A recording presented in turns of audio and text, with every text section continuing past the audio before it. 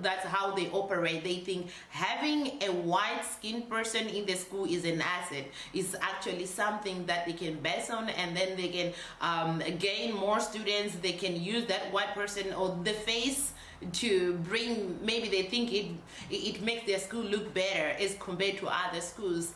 That's racial discrimination too. So it comes.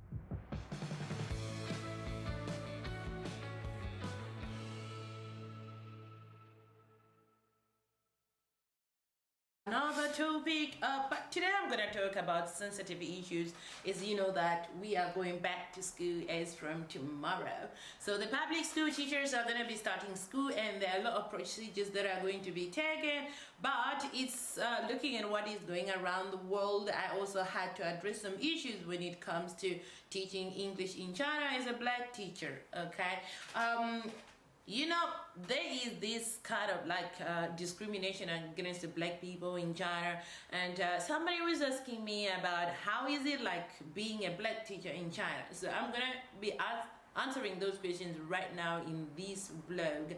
Okay, so yeah, I've been teaching in China for over 7 years now, and I have experience all sorts of racism when it comes to being black and teaching and living in China. You know, some being from parents, some being from the schools wanting to hire teachers, and some being from the students. Yes, from the students right in the class there, you sometimes have to experience some kind of racism expressions that are thrown at you right in the class. So I'm gonna start by looking at hiring. When schools are hiring, I know that now the schools are opening, most schools will be looking for foreign teachers, and most schools will actually put an advert that states exactly what they want, and they'll be talking like, we're looking for a white teacher from America and native speaker, because to them they think when you are black you are not a native speaker. Okay, so it's something that is really sad, and some schools will have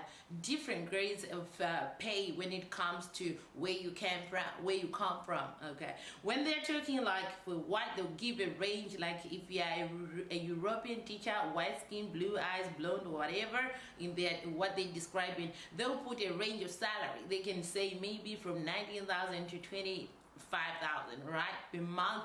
But if you are a black teacher, you be paid way less. That's discrimination by skin there. So you are a teacher, you are an ESL experienced teacher, no matter how many years you've been teaching, still because of your skin color, that will determine how the school will pay you. So this one, I've met that, but for me, luckily I never get to take an offer from schools that shows public racial discrimination like that. I've always rejected that. So for now, I teach in a public school, a primary school, and where everybody is treated fairly. I teach with my colleagues who are white from America, and I think that's from Ireland, right? Yeah, so we both get paid the same amount. But I've been scrolling down because I've got some of my friends who are looking for schools to teach in, and who are looking for jobs. So I've been looking at different ads, and I happen to be added in one group for foreigners. No questions for me whatsoever. She called me to check whether I'm a foreigner or not,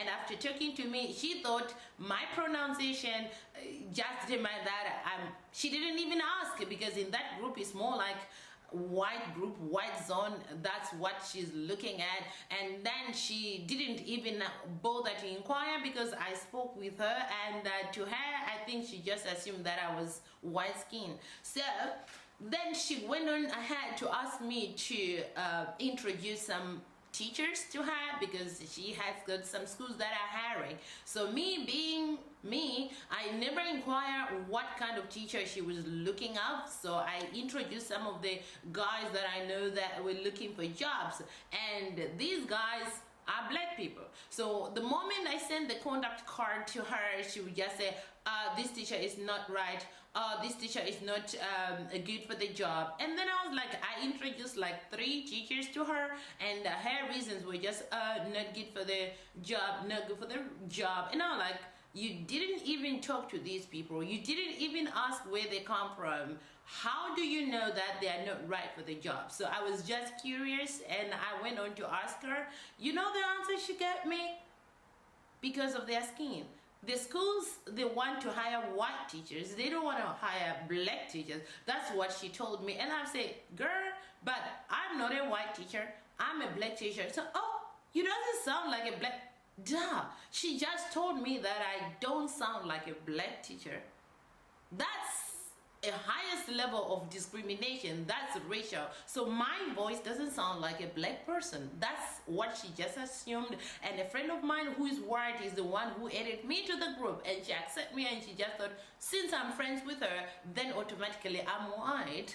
That's what she thought. And I said, no, I'm not black. I'm not white. I'm black. I'm a black teacher. So I don't understand when you say that in this group you don't like black teachers, you just want white teachers. So that's one.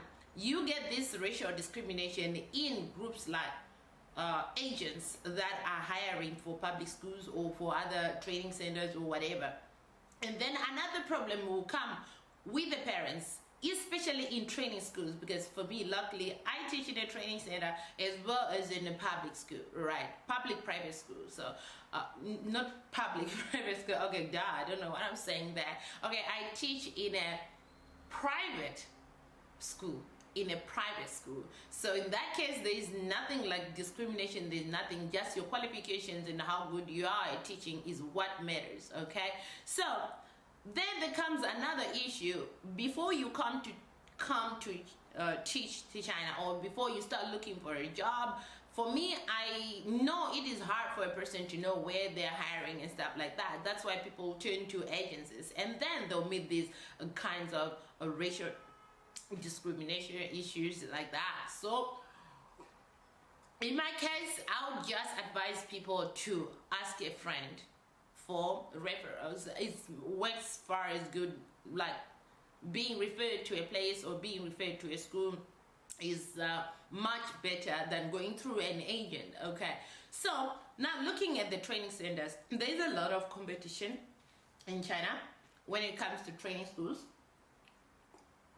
One moment. There is a lot of competition, so you find that having a white teacher in the school is like brings the level of the school, like they have better chances of recruiting more students and stuff. Well, that's what they think. Okay, that's what they think. So you find in most schools they are looking for white Caucasian, the white skin. In most cases, it doesn't make any sense because they may not be willing to hire a qualified ESL teacher, right, who knows what he or she is doing.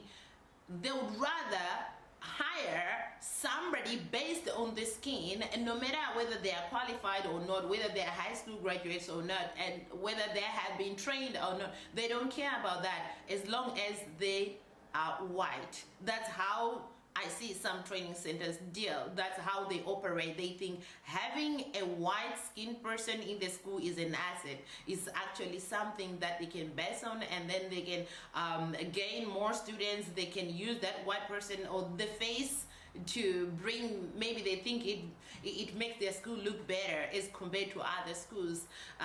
That's racial discrimination too. So it comes also in the class. Why I said at some point I have faced the racial discrimination in the class. This didn't happen in a private school that I teach. It happened in a training school that I was teaching in the middle of the class, and we were talking about countries, and a student just, lashed at me and told me that I don't like you. I like so and so and so. That was my former colleague. I like so and so and so. Why? Then I asked, why? Why don't you like me? And why do you like her? And you know what the student told me? He told me that he liked that teacher because that teacher is white. He doesn't like me because I'm black. Exactly like this, guys. I don't like you because you're black. I like her because she's white. You can imagine that's a child, a student who did that to me in the class.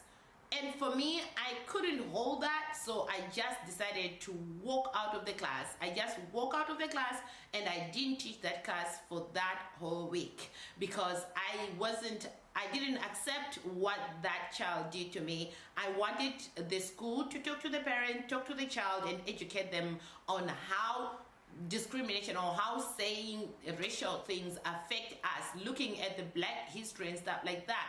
You know, when that happens, the owner, or I can say my manager in that school, came to my defense. Yes, I really appreciate what she did, but before then they always want to hide. They said that they are kids, they don't know what they are saying, they don't understand what is racism and stuff like that. Then I say, okay, if they don't understand, somebody has to teach them, or I'm not going to teach them. So I just like walk out of the class, told them I'm not gonna teach them until they give them a thorough teaching on how it affects teachers talking about racial things and discriminating in class based on skin.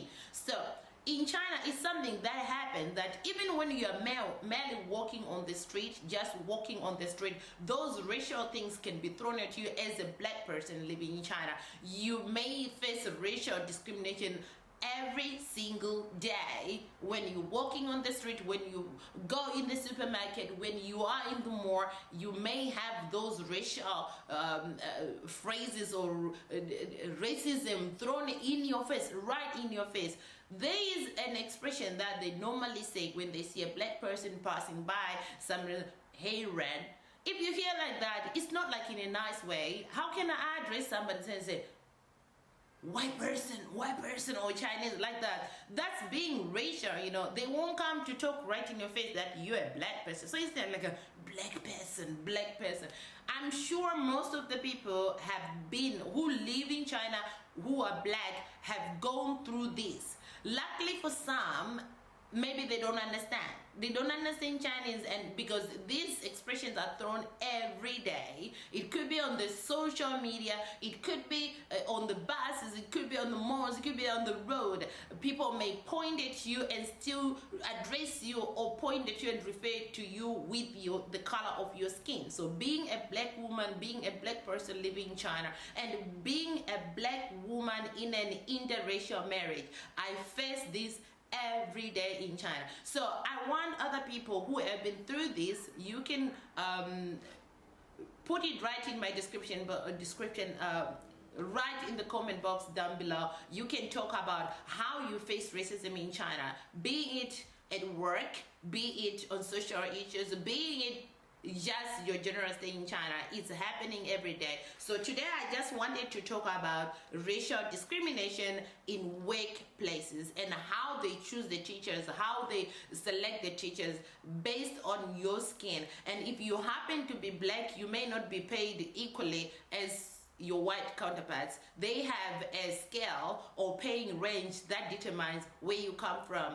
where are you from, what the color of your skin. Depending on that, not your qualifications. I may be white, but with no qualification of teaching English, but I can be paid twice as high as my fellow Black colleague.